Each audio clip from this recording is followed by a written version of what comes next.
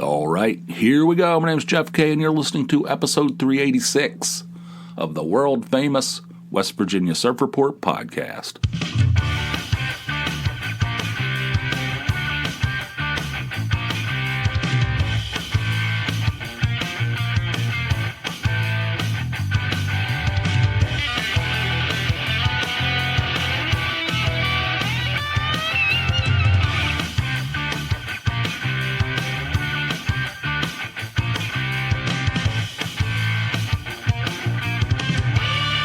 Good boy, my ass. So a few days ago, Tony sent the older boy on a little mission, gave him a little project. We drink an enormous amount of water here, especially him. I mean, he's mister. There's no problem with him being, dehydrated. He's fully hydrated. He drinks an enormous amount of water, bottled water.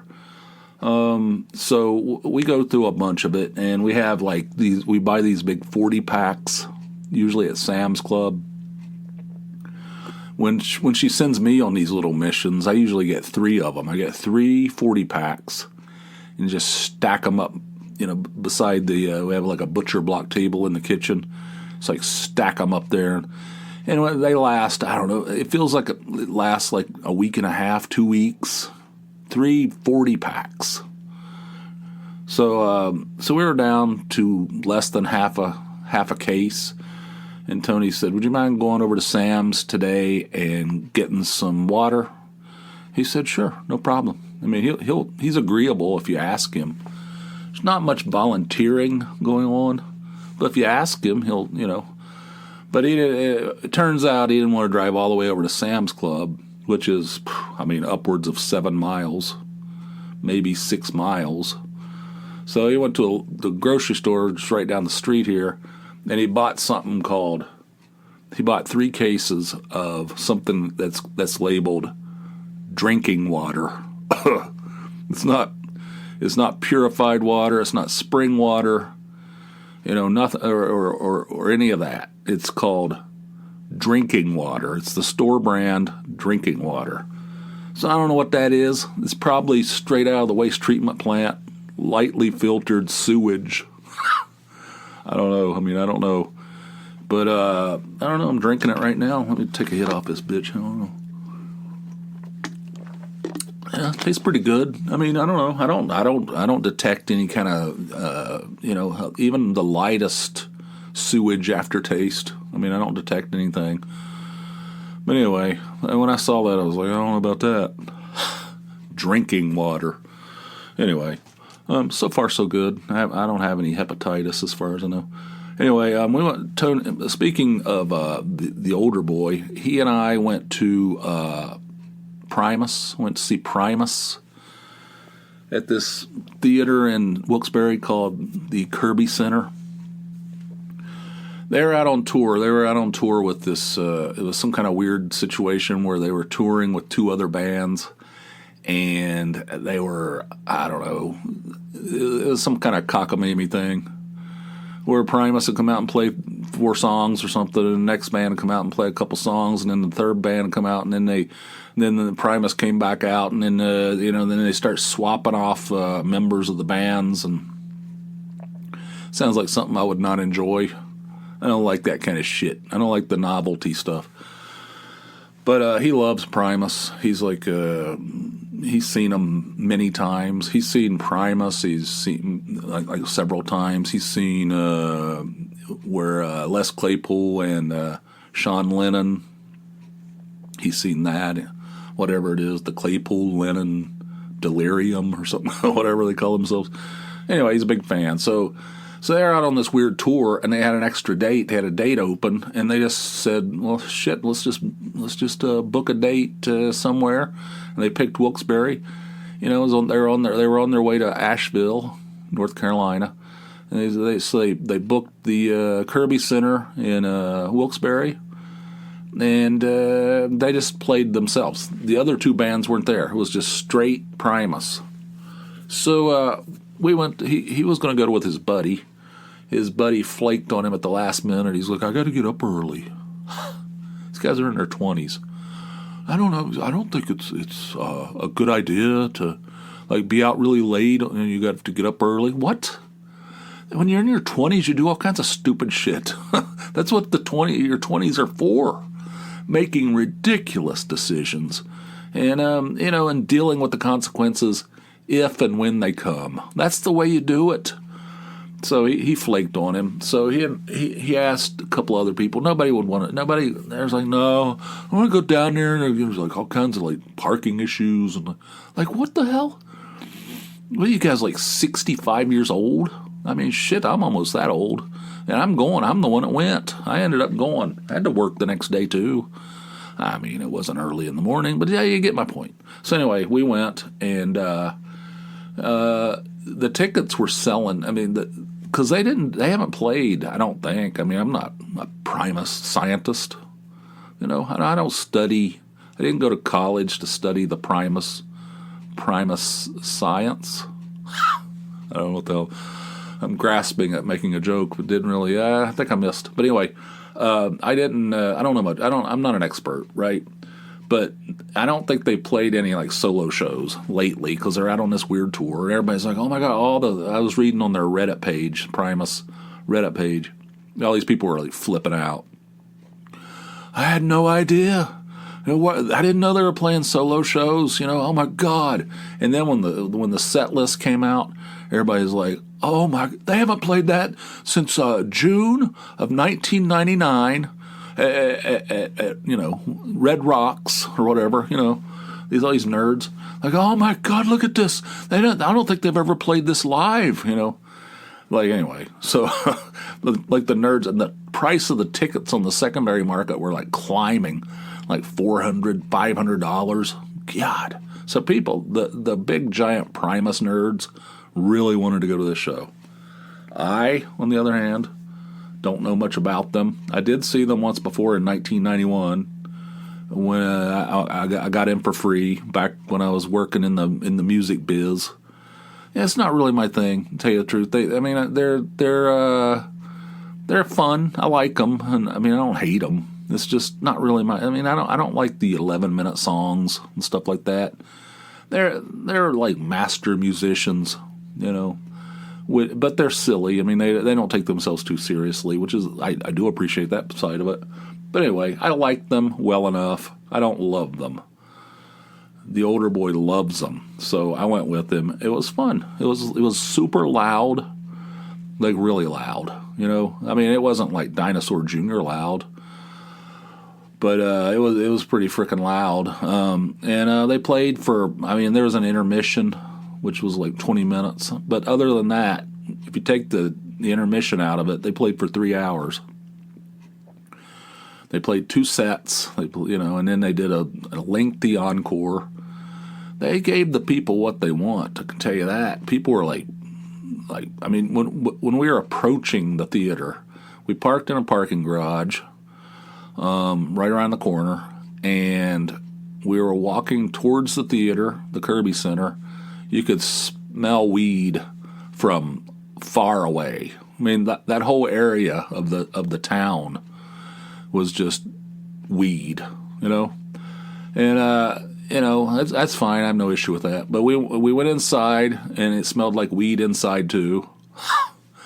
And he wanted to buy a poster. They had these posters that were made, specifically for that date. It said Wilkes-Barre, Pennsylvania. It had the date on it, and it was made by an artist somewhere. I think the guy was in Chile or something, and he wanted to buy it. There was a limited edition, 220 of them for some reason. I don't know why that number.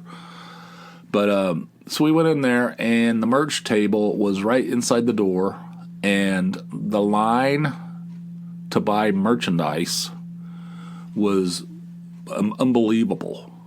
It stretched through the entire lobby, which is pretty big. It's like Kirby Center's this old theater. It's been there for a long time. They maintain it. It's really nice, ornate. So the lobby's huge. It stretched through the entire lobby to the doors where you enter the theater itself, wrapped around the back, and back up the other side halfway. I don't know, about a third of the way up the other side. It was insane. I said, this is for. He goes, they're only going to do 220 of those posters. I'm not going to get one. And I said, let's just get in line and see what happens. It moved relatively fast, but it was discouraging. And we were standing there, in line, and just doing a lot of people watching. There's some guy looked like he's like 50 years old. He was wearing a T-shirt that said, "I shaved my balls for this." I was like, who would buy a shirt like that? Who would wear a shirt like that out in public? What the hell? I got a picture of it. I'll share it on the website. I got some photos from that show, and they're not of the musicians. It's amazing. You stand there and just like take it all in. People are crazy. So we powered through that long ass merch line, and he got one of the posters. It was $50, but it was numbered. He got number 87 out of 220. So, but we did that, and we went inside, and it was packed. It was completely sold out, of course. Super loud. They were fun. They were a little jam bandy. I'm not really big into jam bands. They're not really like that. They're not like Fish or something.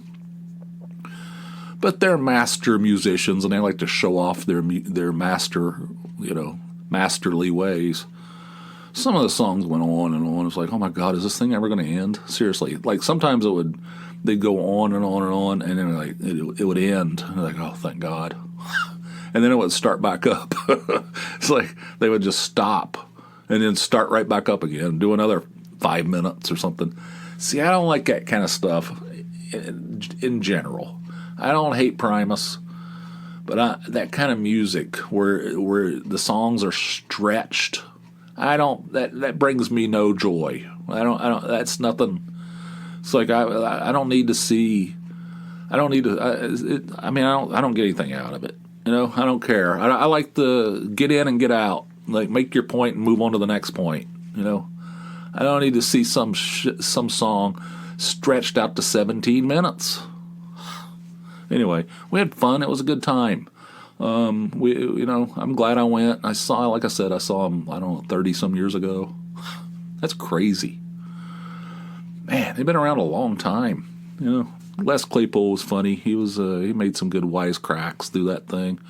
He's quite the character, and they're fun, good times. Next concert I'm going to is next Friday, which will be this coming Friday, which will be Wussy at a secret location in Philadelphia. I can't tell you. I'm sworn to secrecy. They only sold 50 tickets. After you pay for the tickets, they send you a PDF with all the information in it.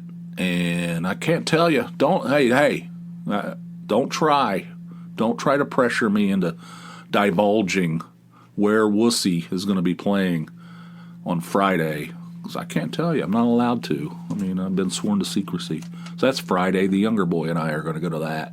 He's coming in from Pittsburgh, and we're going to go down and see the show, and that'll be fun. Always fun. Wussy's one of the greatest bands in the world. Love them. And then John Fogerty shortly after that, Never seen him. That'll be fun. Never seen him. He's like 77, but shit. From what I understand, he still puts on a great show, and I love Creedence. How could you not like Creedence?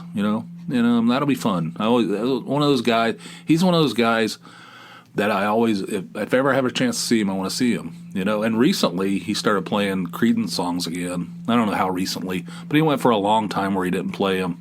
Because he had some kind of terrible contract, and he didn't really own the rights, or he did not own the rights to his own songs, and he was bitter about that, so he wouldn't perform them. He would just perform his solo stuff. But recently, I think he got the rights back, and he starts playing them. He's doing Creedence now, and that'll be fun, man. That'll be good times too.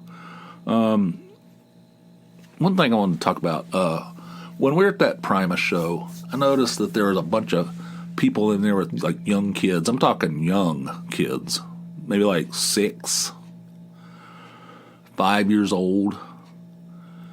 And what do you think about that? I mean, it's cool to expose your kids to cool things, But I don't know. I mean, it's like super loud, like just incredibly loud. I mean, and it's just, I don't know. And there's a lot of debauchery going on in there, a bunch of people screaming and drunk and stuff. Every time I go to the Kirby Center, I'm like, do you people not know how to behave in public? I mean, I'm all right. I'm all for having fun and letting it all hang out and all that. But some of this stuff's ridiculous. What the hell? When I went to see Shane Gillis there just a few months ago, I mean, people were like yelling and drunk and just acting like, I don't know. People don't know how to act. But anyway, I wouldn't take a 5-year-old to some shit like that.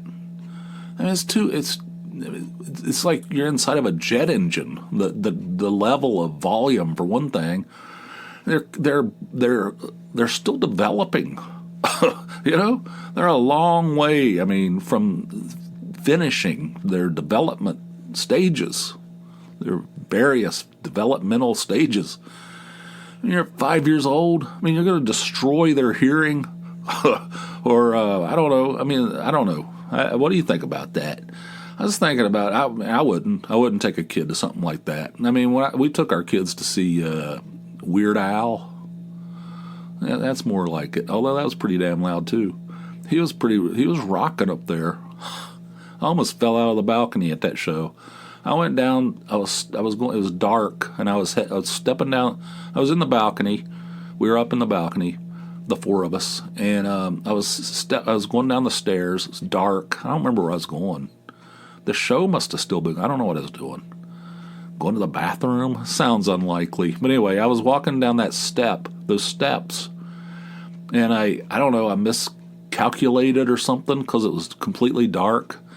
Stepped off the step when I didn't know there was a step there or something, and I almost like went over the railing. I ended up in some two girls' laps. There's like two girls sitting there, like teenagers or something. And I ended up like laying across their lap, big old fat ass. Well, I don't know how old I was at that point. 53-year-old man. This is like, what the? I almost went over the railing. I would have fell out of the balcony anyway. But I never took them to see something like that. It's insane. I would never take a young kid. Yeah, 14. Yeah, that's different. I'm talking 4, 5, 6 years old. Bunch of them there. No, but I was thinking about it. But Tony had a crazy mother, an insane woman for a mother, and she used to take her and her sister when they were little, like when they were like young, super young, to see like slasher films. She said she took her and her sister Nancy to see The Exorcist when it was the first. Like they were like little children. I mean, what the? I mean, this is like, what do you think about that? I mean, I don't know. It's one of those things where like, well, your life is about experiences. Yeah, but it's like you're supposed to be mature enough to handle it. The Exorcist scared the shit out of me when I was an adult. I don't know, you may be scarred for life. If you're like, 7 or something, 6, it's insane. What do you think about it? Have you ever see kids where they're not supposed to be? Like, I think that's just like the parents are just selfish. I think that's what it is. I think that's what it boils down to. They want to go see. She wanted, old Sunshine, Tony's mother. She just wanted to see The Exorcist, and she didn't have any babysitter or something, So she just took her kids with her. Thing's rated R. Like, what the hell? I don't know. Whatever. Who knows? But anyway, I was just watching. I was like taking it all in at that show. It's like there's little children in there. This is not Yanni or whatever. And speaking of old farts, I was talking about talking about what do you call it? John Fogerty. I follow this. I don't know. I don't even remember signing up for that. I don't remember liking this page, but there's some kind of 70s nostalgia page that I get fed posts for all the time on Facebook. I think that's the name of it, 70s nostalgia. And it says I'm friends with them or I follow them. I don't know, whatever. I don't remember. But I get their posts all the time. And mostly what it is they just post like snapshots that people send in from the 70s, right? And it's usually like, people wearing, and it's people at like going to the prom and, people standing in front of their new car, just, family snapshots of people. And they post them on there in the 70s nostalgia page. And people comment on it. I guess it's a super popular because every time they post something, there's like hundreds and hundreds of comments. But every single time, every time they have there's a lot of pictures on there of like people on vacation, like girls wearing bikinis, bathing suits of some sort. They're out there washing the car and in a bathing suit, those kind of things. There's a lot of scantily clad females they post on there because I'm sure that gets a lot of attention, right? And every single time, it's maddening, really. I don't understand. Well, I do understand it, but it's so predictable. Every single time, if you go into the comments, one of the first comments is always, it was such a better time. There's not a tattoo or a piercing in sight. Every time. Like over and over and over again. Every single time they post something. Not a tattoo or a piercing in sight. It was a better time. And then there's these pervs that get on there. They're like, look at these beautiful women. This is the era of the full bush.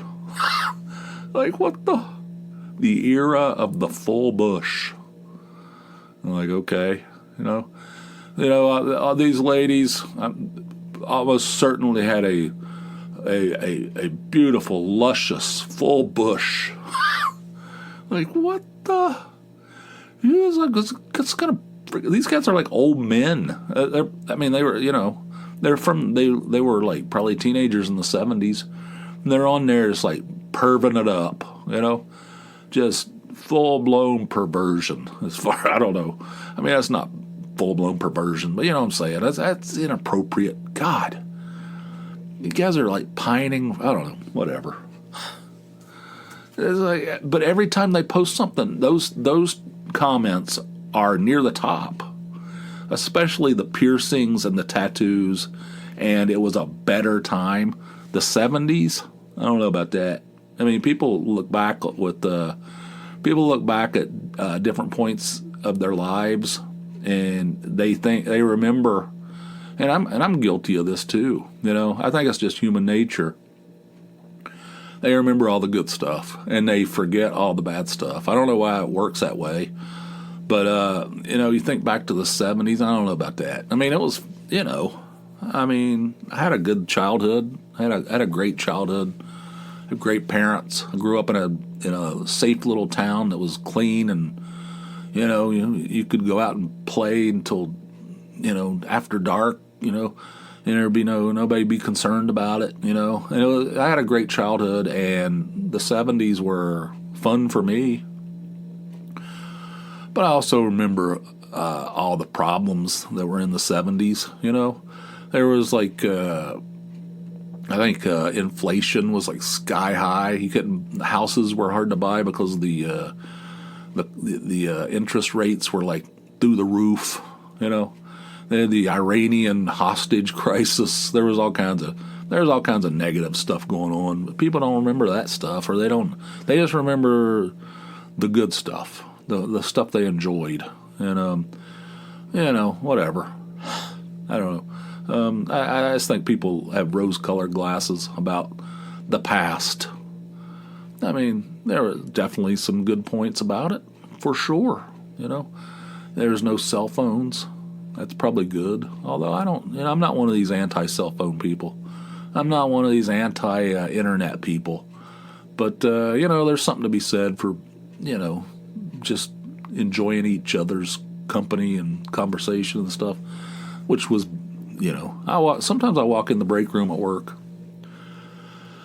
and everybody's sitting in there looking at their phones. Nobody's saying a word. It's just like deathly silent. There's like, I walked in the other day, I come in at 12, around 12 o'clock, and I walked in there, place is full.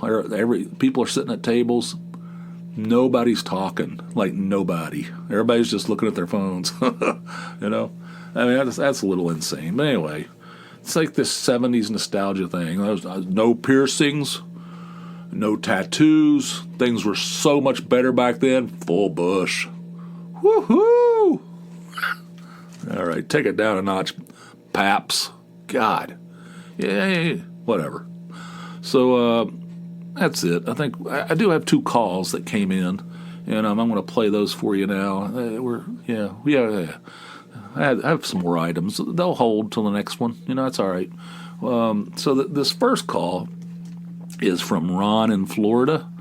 Florida, not Florida. It's not Florda. Ron in Florida. Florida. And here it is. Hey, Jeff, it's Ron from Florida. What the hell's going on with Jason? It's a good thing I wasn't driving. I was actually waiting for my father-in-law coming out of the doctor's appointment. So I'm listening to your latest podcast in the parking lot. I mean, that's Marcy. He had me in fucking tears. And then who says there's a painted Jap in your driveway? Who says that? I mean, oh, Jesus Christ. Literally, Jason, you had me in frickin' tears. Oh, my God. Anyway, there's one thing that makes me happy. Oh, there's a lot of things that make me happy. But one of the things, I love being food surprised. When you like go into just a random diner and you order a burger or a BLT or whatever, and it's just your expectations are low. It's just protein so you can keep going, and it comes out and it's like the best burger you've ever had, or the best sandwich, or the best fish and chips, or whatever. Your expectations were not anywhere near anything, and yet it ended up being one of the best things you've ever eaten. That's what I love. That's what is a big thing for me. And lastly, baseball. All right. So I live in St. Lucie County in Florida, and we have the St. Lucie Mets. They were this is where they play their preseason games. And so earlier in the year, before preseason started, I went on the website to try to see if I could go catch a game, because I'm sort of semi-retired, so I got a lot of time on my hands. Anyway, it was $70 for a preseason ticket. $70 for a preseason ticket. I mean, like, you're out of your mind. First off, it's the Mets. I mean, I don't give a fuck about the Mets. But, I mean, I just wanted to go to a baseball game. But, I mean, it was, that's insane. That's insane. It's no longer, I remember going and seeing the Pawtucket Red Sox when I was a kid, and I think my dad paid like $5 a ticket or something like that. But anyway, I love the show. Two of the most random phone calls that ever come in. I've been listening to you for 10 years or better. And two of the most random phone calls I've ever heard from Jason. But boy, oh boy, that gave me a good laugh. Hey, my friend, you have a great day. Love the show. Talk soon. Bye. Yeah, Jason is hilarious. He used to post these big long comments on my website back when the website was kicking. And they were insane. They were always insane. His Facebook page, his Facebook posts are hilarious. He's a funny dude. But yeah. That was great, fat ass Marcy. If you missed that one, you definitely don't want to miss it. Go back and listen to it. I think it's the last one from the previous one on the main network, previous to this one. So yeah, he's hilarious. I'm glad you enjoyed it. And something that makes you happy, food surprise. Yeah, I can see that. I can see that. You're just like, I just have a burger. God, I have a void that needs to be filled. I just go in this diner over here and get a burger or something that turns out to be like the best burger that you can remember ever having. Yeah, that's great. That's awesome. You know what? And I don't want to get gross here, but when you were talking about that, it reminded me of something. Sometimes, like if you're getting ready to go out, you're going to go out to run errands or whatever. And you're like, I probably should hit the bathroom one more time before I hit the. I don't want to have to. I don't have to take a leak in Ollie's or something. God knows, I don't want to do that. So I have to go to take a whiz over in Kohl's. No, prefer not to. Anyway, so you go to the bathroom. You don't feel like you really need to go to the bathroom all that much, but you want to top off so it doesn't catch you off guard. And then you go in there and it's like a full blown, it's like way more than you than you had anticipated. That's also satisfying. Like when you're caught off guard on how much you had to urinate. All right, this thing's completely off the rails. But anyway, yeah, I understand what you say about the food surprise. The other thing, the baseball prices, yeah, it's out of hand. $70 for a spring training. I've never been to spring training. I'd love to go to a spring training game. The Reds play in Arizona. It's going to be very difficult for me to go to Arizona. I mean, I could just catch a flight to Phoenix, but I have a feeling that when spring training's going on, the hotel rooms are jacked. It probably costs like $400 a night or something. They're probably, I mean, that's what they do, right? It's like this tennis tournament we're going to go to. We're going to, when that tennis tournament's in town in Cincinnati, the hotel rooms become extremely expensive. And I have a feeling it's the same thing for that. I didn't know the tickets. I had no idea how much tickets were to spring training. I mean, that's pretty much what you pay for a regular season game. God, $70? That seems excessive. I mean, I don't know. I don't want to bitch about it all that much. I love going to baseball games, and I'll pay the price, but it's high. It is a lot. Tony and I bought tickets for the Reds and Cardinals in August when we're there for that tennis tournament, and I bought the Bally Sports Club tickets. It's a special section where you get all you can eat food stuff, no alcohol, but all you can eat. Like they have all the stuff at the concession stand. All the concession stand stuff for free. Well, it's not free. It's part of the ticket. The ticket's more expensive. And soda and ice cream and stuff. And you get your own private, everybody that's in that section, you don't have to go to the bathroom with riffraff, It's just the people from the Bally Sports Club. So you have your own private private bathroom, and you have your own private concession stands. You don't have to go out with the great unwashed, which is generally what I am when I'm there. This is the first time that's not true. It's the second time I've ever had seats like this. The first time I didn't pay for them. A reader of the website gifted me with a couple of tickets to Cleveland. It was the Indians back then. Cleveland Indians and Cincinnati Reds. Went to that game, and it was like that.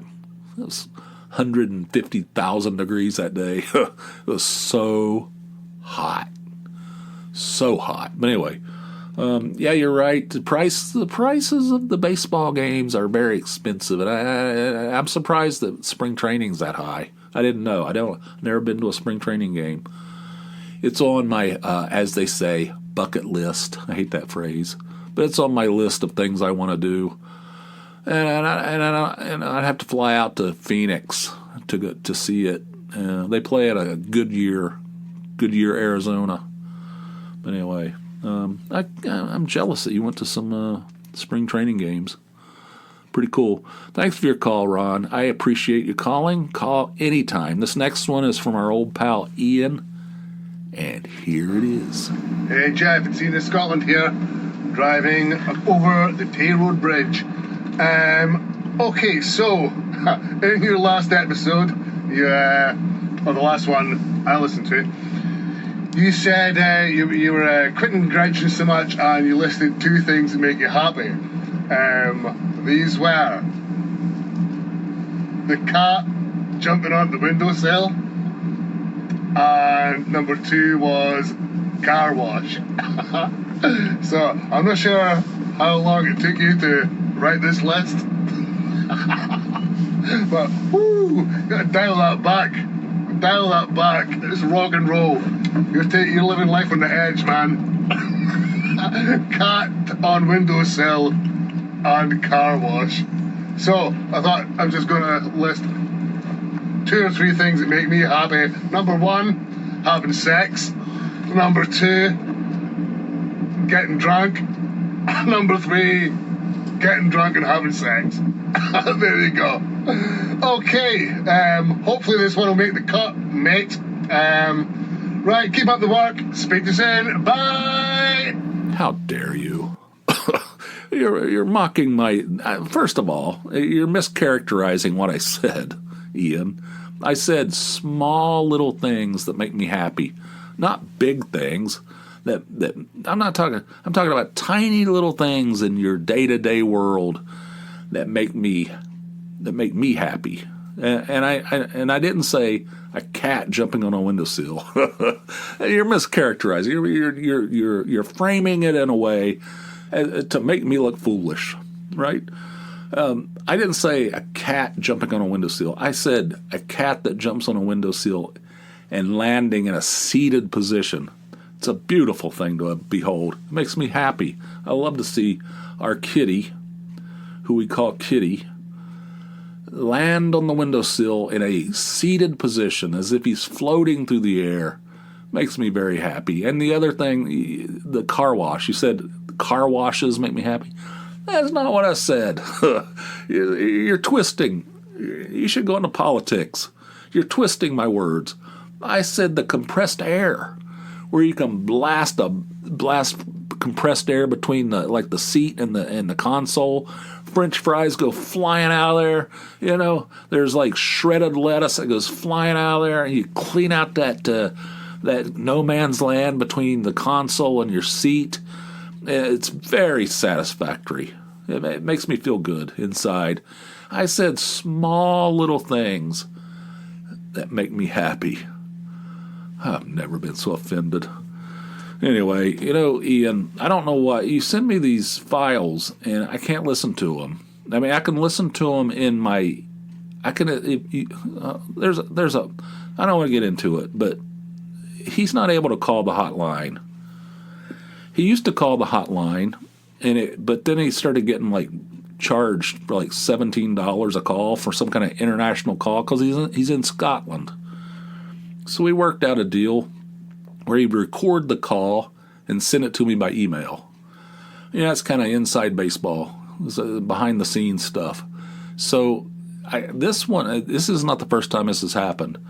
The file, you can play it inside the email. You can open the email and hit play on the file, and it'll play.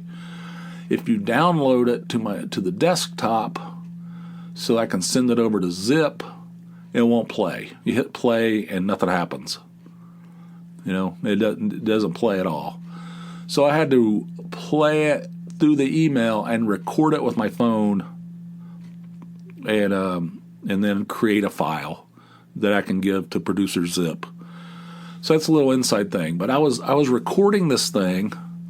I was trying to record this thing where you were berating me and mocking me and twisting my words to make me look even more foolish than I am organically. Thank you very much. But I was trying to record it, and and I kept getting notifications, right? It's like it would record. It was like, I'm going to make it this time. Bring, bring, bring, bring. You know, I'm like, what the? Oh my God, I was like getting irritated. I finally got it recorded. It probably doesn't sound super great. It sounds all right, right? I recorded. I laid my phone beside the speaker on my computer. I hit play in the email itself and recorded it. If I didn't tell you, you probably wouldn't know, right? Anyway, thanks, Ian. I appreciate it. Oh, wow. I'm not sure I can say I appreciate. No, I'm kidding. I appreciate you. I always appreciate you calling, and I hope you continue to call. And I hope all the rest of you consider calling in too. It adds to the fun of the podcast. And if you have anything to say, if you have any questions, you have any comments, suggestions, what have you, give me a call like Ron and like Ian did. The number, 570-290-8151. Round the clock. It's voicemail. It's set up through some kind of Google program from our Google overlords. The number again, 570-290-8151. So it's not like I'm going to answer the phone. It's just voicemail. So you can call anytime you want, round the clock, 24 hours a day. Also, if you want 2 episodes a week instead of a measly one, that's easy to do as well. Just head on over to Patreon. That's Patreon, patreon.com/Jeff K. Sign up for a $4 or more monthly donation, and you'll get an extra episode every week. I'm making an effort, a concerted effort, not just an effort, but concerted. You know, so that means I'm serious about it. Effort to make sure I do one every Monday, every Thursday. So this is my goal. You know, this is my goal, and so every week. So Monday will be main network. Thursday will be Patreon. If you want to hear those Patreon episodes, the only way you can hear them is to sign up for a patronage over at patreon.com/Jeff K. Costs you $4 a month. You won't even notice it. You put it on a credit card, and you won't even notice it. So do it today. Patreon.com/Jeff K. Also, surfreportpod.com is the website for the podcast. There's expanded show notes, photographs, links, value-added stuff, support materials, whatever you want to call it. surfreportpod.com. So check that out as well. And we're at the end of this thing. Thank you guys for listening. I hope you enjoyed it. Until next time, which will be over on the Patreon side. Hope you guys have yourselves a fine, fine day. I'll see you. Bye.